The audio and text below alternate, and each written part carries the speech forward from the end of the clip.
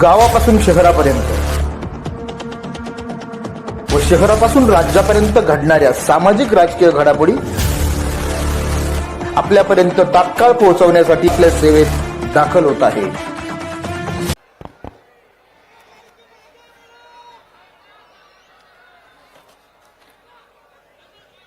मेरे साथ बोलिए, भारत माता की।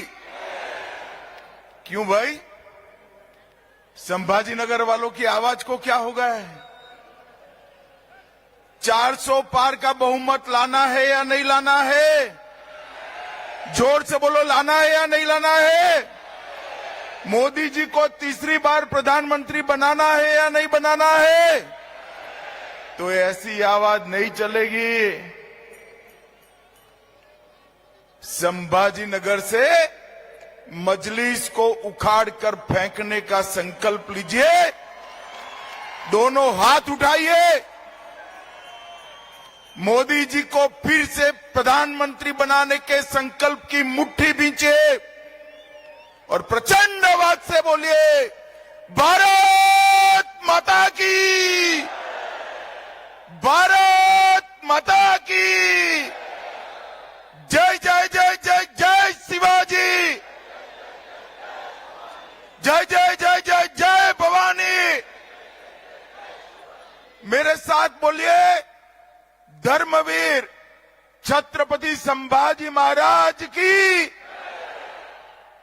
आज मेरे साथ मंच पर उपस्थित श्रीमान देवेंद्र फडणवीस जी, हमारे प्रदेश अध्यक्ष श्रीमान बावनकुले जी, मेरे मित्र और केंद्रीय मंत्री श्रीमान राव साहेब दानवे जी, पंकजाताई मुंडे जी, श्रीमान अशोक राव चौहान जी, श्री भगवत कराड़ जी, श्री अतुल सावे जी, बहन विजयाताई राहतकर जी, श्री प्रताप राव चिखलीकर जी, श्री सुजय विखे पाटिल जी, श्री अजीत गोपछड़े जी, और आज संभाजी नगर में इतनी बड़ी संख्या में आए हुए प्यारे भाइयों बहनों माताओं और मेरे जिगर के टुकड़े जैसे युवा मित्रों,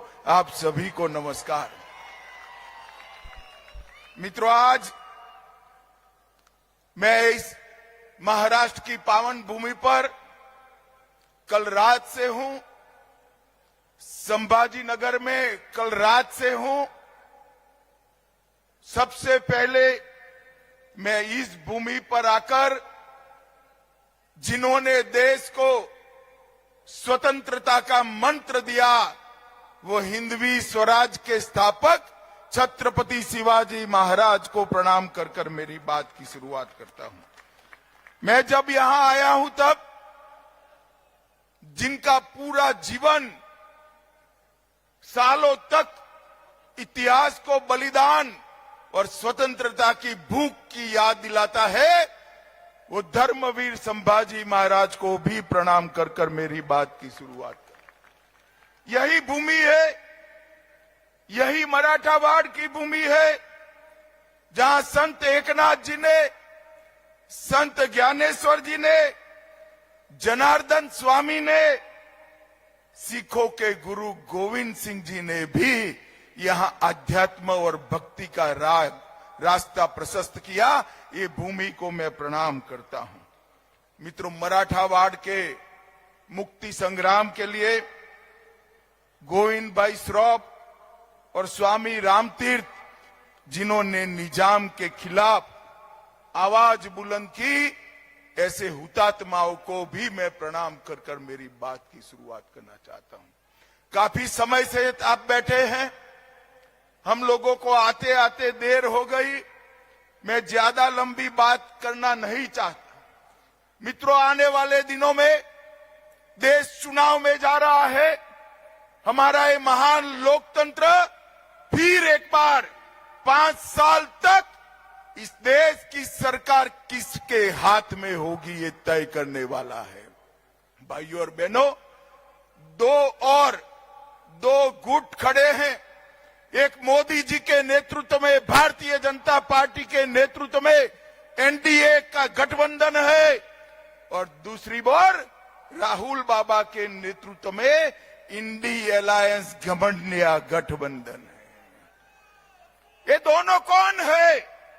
एक और नरेंद्र मोदी जी है जो देशभक्तों की टोली भारतीय जनता पार्टी के नेता है और 10 वर्ष में भारत के अंदर आमूलचूल परिवर्तन लाने का प्रयास किया और जिनका लक्ष्य है 2047 में भारत माता को विश्व गुरु के स्थान पर बिठाने का लक्ष्य है। और दूसरी ओर ये परिवारवादी गठबंधन, इनका लक्ष्य क्या है? सोनिया जी का लक्ष्य है राहुल बाबा को प्रधानमंत्री बनाना, शरद पवार जी का लक्ष्य है इनकी बेटी को मुख्यमंत्री बनाना, उद्धव जी का लक्ष्य है बेटे को मुख्यमंत्री बनाना, ममता जी का लक्ष्य है भतीजे को मुख्यमंत्री बनाना, स्टालिन साहब का लक्ष्य है बेटे को मुख्यमंत्री बनाना। मुझे बताओ संभाजी नगर वालों, जो बेटे, बेटी, दामाद और भतीजों के लिए काम करते हैं, वो आपका भला कर सकते हैं क्या? जोर से बोलिए, कर सकते हैं क्या? भारत का भला कर सकते हैं क्या? भारत को सुरक्षित कर सकते हैं क्या? विकसित भारत बना सकते हैं क्या? ये सारा काम केवल और केवल नरेंद्र मोदी के नेतृत्व में भारतीय जनता पार्टी कर सकती। ये महाराष्ट्र की जनता ने 2 बार हम आए, 14 में आए, 19 में आए, आपके सामने हमने झोली फैलाया, दोनों बार 50% वोट दिया और 41 से ज्यादा सीटें देने का काम महाराष्ट्र की जनता ने किया। मैं महाराष्ट्र की जनता का हृदय से बहुत बहुत धन्यवाद करना चाहता हूं। परंतु मित्रों, आज मैं संभाजी नगर आया हूं। संभाजी नगर ने एक कसक छोड़ दी थी। देश के पहले गृह मंत्री, लौह पुरुष, भारत रत्न सरदार पटेल ने ये मराठा वाड़ को निजाम के कुशासन से मुक्त किया था और मजलिस को यहां से हटाने का काम किया था। हमारी छोटी सी गलती, छोटी सी आलस, और आज फिर से मजलिस बैठी है। संभाजी नगर वालों को एक कबूल है क्या? जरा जोर से बोलिए, आप सहमत हो क्या? आज इस सभा से संकल्प कर जाइए, सरदार पटेल ने जो आजादी के बाद निजाम से मुक्ति दिलाई थी, ये नए निजामों को आप फिर से एक बार घर में बिठाकर उनकी जगह बताने का काम करेंगे। भाइयों और बहनों, इस बार 40-41 नहीं चलेगा, इस बार 45 से ज्यादा सीटें मोदी जी की झोली में डालने का काम महाराष्ट्र की जनता ने किया। हमने 10 साल तक काम किया है, हमारे पास 10 साल का ट्रैक रिकॉर्ड है और हमारे पास 25 साल का रोड मैप भी है। ये 10 साल में मैं सिर्फ महाराष्ट्र की बात करने आया हूं। भाई और बहनों, आज इस मंच से मैं शरद पवार जी को और उद्धव ठाकरे जी को पूछना चाहता हूं, इंडी अलायंस का आप नेतृत्व कर रहे हो। 2004 से 14 सोनिया मनमोहन की सरकार थी, महाराष्ट्र को क्या दिया? 1,91,000 करोड़ रुपया। कितना? 1,91,000 का। जरा जोर से बोलो, कितना? मोदी जी ने 14 से 23 9 साल में 1,91,000 करोड़ की जगह उससे 4 गुना 7,15,890 करोड़ रुपया देने का काम। इसके साथ साथ 8 लाख करोड़ के और प्रोजेक्ट दिए। 10 साल में 16 लाख करोड़ रुपया महाराष्ट्र के विकास के लिए नरेंद्र मोदी जी ने भेजे। शरद राव, जरा हिम्मत हो तो हिसाब किताब लेकर आ जाना। हमारा युवा मोर्चे का कार्यकर्ता शिवाजी महाराज के पुतले पर सार्वजनिक चर्चा के लिए तैयार है। आपने क्या किया है महाराष्ट्र के लिए। और भाइयों बहनों, इतना ही नहीं, लगभग 1,20,00,000 लोगों को आजादी के 75 साल के बाद महाराष्ट्र में पीने का पानी घर में मिला। 1 करोड़ लाभार्थियों को 5 लाख तक का आयुष्मान भारत का फायदा मिला। लगभग 76 लाख माताओं को घर में पहली बार शौचालय मिला।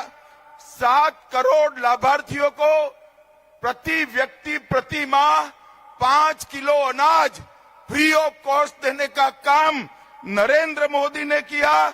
51 लाख लाभार्थियों को, माताओं को घर में गैस और चूल्हा देने का काम नरेंद्र भाई ने किया। 12 लाख लाभार्थियों को महाराष्ट्र में घर दिया।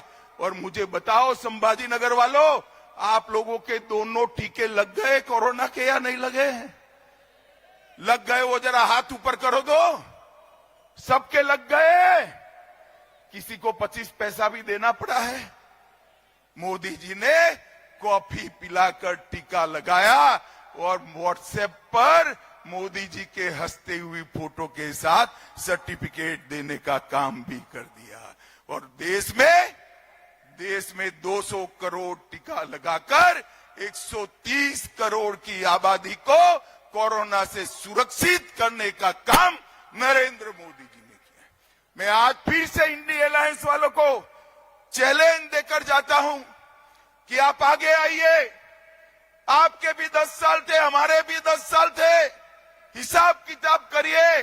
अरे आप कर ही नहीं सकते हो, अरे ज्यादा करना है तो आपके 40 साल और हमारे 10 साल का हिसाब करिए। हमारे 10 साल का पलड़ा भारी है भाई। मोदी जी ने 10 साल के अंदर किया। मोदी जी ने 10 साल के अंदर देश को सुरक्षित करने का काम किया। मोदी जी ने सर्जिकल स्ट्राइक और एयर स्ट्राइक कर पाकिस्तान के घर में घुसकर आतंकवादियों का सफाया करने का काम नरेंद्र मोदी जी ने किया। मुझे बताओ भाइयों बहनों, धारा 370 हटनी चाहिए थी या नहीं हटनी चाहिए थी? जोर से बोलिए, हटनी चाहिए थी या नहीं हटनी चाहिए थी? ये कश्मीर हमारा है या नहीं है? 70 साल तक एक घमंडिया गठबंधन धारा 370 को अपने अनोरस बच्चे की तरह गोदी में पाल कर बैठा रहा। आपने दूसरी बार मोदी जी को प्रधानमंत्री बनाया। 5 अगस्त 2019 को मोदी जी ने धारा 370 को समाप्त कर दिया। और जब मैं बिल लेकर पार्लियामेंट में खड़ा हुआ, ये राहुल बाबा, जानते हो ना राहुल बाबा को, वो कहते हैं मत हटाओ मत हटाओ। मैंने कहा भाई क्यों ना हटाए? तो उन्होंने कहा कश्मीर में खून की नदियां भी बह जाएगी। अरे राहुल बाबा, 5 साल हो गए, खून की नदियां छोड़ो, कंकर चलाने की किसी की हिम्मत नहीं है। कंकर चलाने की मोदी जी ने हमारे कश्मीर को हमेशा के लिए भारत के साथ जोड़ने का काम किया। मोदी जी ने 550 साल से करोड़ों देशभक्त, करोड़ों राम भक्त, दुनिया भर में फैले हुए सभी लोग चाहते थे कि अयोध्या में राम मंदिर बने। आप भी चाहते थे या नहीं चाहते थे भाई? जोर से बोलो, चाहते थे या नहीं चाहते? एक कांग्रेस पार्टी ने 70 साल तक राम लल्ला को टेंट में बिठाकर रखा। 70 साल तक राम जन्मभूमि के केस को अटका कर, लटका कर, भटका कर रखा। मोदी जी को दूसरी बार आपने प्रधानमंत्री बनाया। भूमि पूजन भी हो गया और प्राण प्रतिष्ठा हो गई और आज राम लल्ला भव्य घर में विराजी। माताओं, भाइयों, बहनों, मैं संभाजी नगर में हूं। इस औरंगजेब ने काशी विश्वनाथ को तोड़ा था। सालों तक किसी ने सूद नहीं ली। मोदी जी ने भव्य काशी विश्वनाथ का कॉरिडोर बनाकर इतने सालों से हुआ अपमान का बदला लेने का काम देश के नेता नरेंद्र मोदी जी ने किया। मित्रों, 150 साल पुराने अंग्रेजों के कानून बदले, पार्लियामेंट नहीं बनाई, कर्तव्य पथ नया बनाया और इस देश में से आतंकवाद और नक्सलवाद को उखाड़ कर फेंक दिया। भाई और बहनों, मैं आज आपको पूछने आया हूं, बाला साहब ठाकरे को सिर्फ आप नहीं, मैं नहीं, देश भर की जनता पलकों पर बिठाती है, इनके सिद्धांतों के कारण पलकों पे बिठाती। मुझे बताओ, ये संभाजी नगर का नाम बदलने के लिए, जो रखने के लिए विरोध करते थे, वो बाला साहब के वारिस हो सकते हैं क्या? हो सकते हैं क्या? हो सकते हैं क्या? आज उद्धव ठाकरे जी, आपको शर्म आनी चाहिए। आप जिनके पास बैठे हो, जिनके साथ बैठे हो, उन्होंने 370 हटाने का विरोध किया, सर्जिकल स्ट्राइक और एयर स्ट्राइक का विरोध किया और औरंगाबाद से संभाजी नगर की यात्रा को रोक कर रखा था। किस मुंह से आप महाराष्ट्र की जनता के सामने आएंगे? मित्रों, ये लोग सिद्धांतों की राजनीति नहीं करते हैं, देश की राजनीति नहीं करते हैं, ये लोग अपने परिवार की राजनीति करते हैं।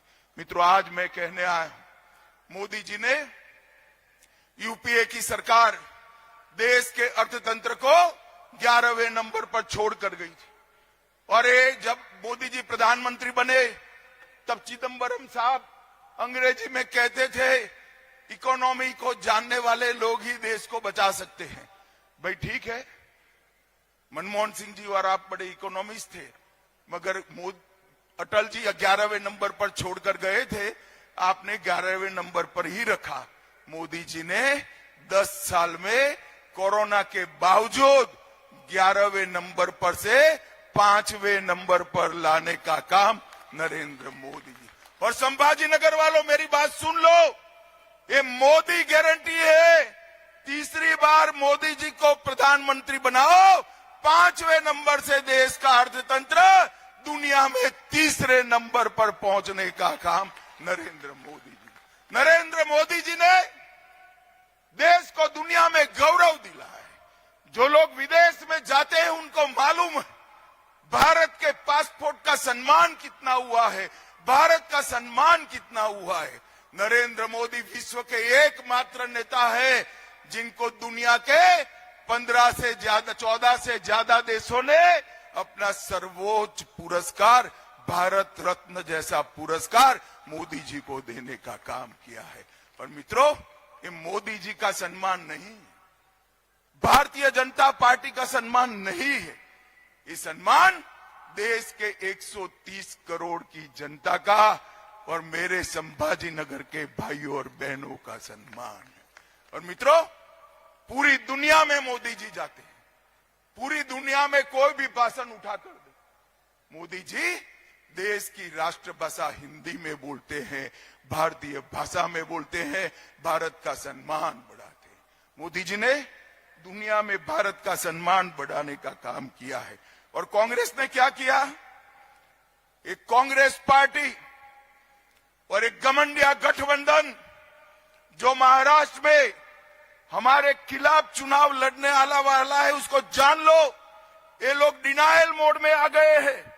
इन्होंने 370 का विरोध किया, 3 तलाक हटाने का विरोध किया, ओबीसी कमीशन बनाने का विरोध किया, कश्मीर में वाल्मीकियों को रिजर्वेशन देने का विरोध किया, हिंदू शरणार्थियों को नागरिकता देने का विरोध किया, जीएसटी कानून का विरोध किया, राष्ट्रपति रामनाथ कोविंद और ट्राइबल राष्ट्रपति द्रौपदी मुर्मू का भी विरोध किया, सर्जिकल स्ट्राइक और एयर स्ट्राइक का विरोध किया, भारत में वैक्सीन आई उसको बदनाम करने का विरोध किया, नए संसद भवन का विरोध किया, कर्तव्य पथ का विरोध किया और अंत में राम जन्मभूमि की प्राण प्रतिष्ठा का भी बहिष्कार किया। मित्रों, ये लोगों को डिनायल मोड में आ गए, वो कुछ अच्छा नहीं कर सकते, विरोधी उनका काम बचा है। भारत को अगर विश्व में आगे बढ़ाना है, भारत को आगे ले जाना है, विश्व गुरु के स्थान पर बिठाना है, विकसित भारत बनाना है, तो केवल और केवल मोदी जी ही बना सकते हैं। और मैं संभाजी नगर तो मांग कर आया हूं भाई, संभाजी नगर मांग कर आया हूं। पूरे देश में संभाजी नगर का नाम पूछते हैं और कोई पूछता है वहां से एमपी किस पार्टी का है, तो कहते हैं मजलिस का है। क्या आप लोग आज यहां से तय कर जाएंगे कि ये मजलिस को उखाड़ कर फेंकेंगे और मोदी जी को एक कमल यहां से भेजेंगे? आप तय करते हैं? जोर से बोलिए, तय करते हैं? मोदी जी को 400 पार कराओगे? तीसरी बार प्रधानमंत्री बनाओगे? भारतीय जनता पार्टी को 370 पार कराओगे? 2047 में विकसित भारत बनाओगे? तो मेरे साथ दोनों हाथ उठाओ। सभी लोग अंत तक दोनों हाथ उठाएं और 400 पार का संकल्प का मुट्ठी बींचे और प्रचंड आवाज से बोलिए, भारत माता की वंदे वंदे वंदे। मेरे साथ बोलेगा, जय जय श्री राम, जय जय श्री राम।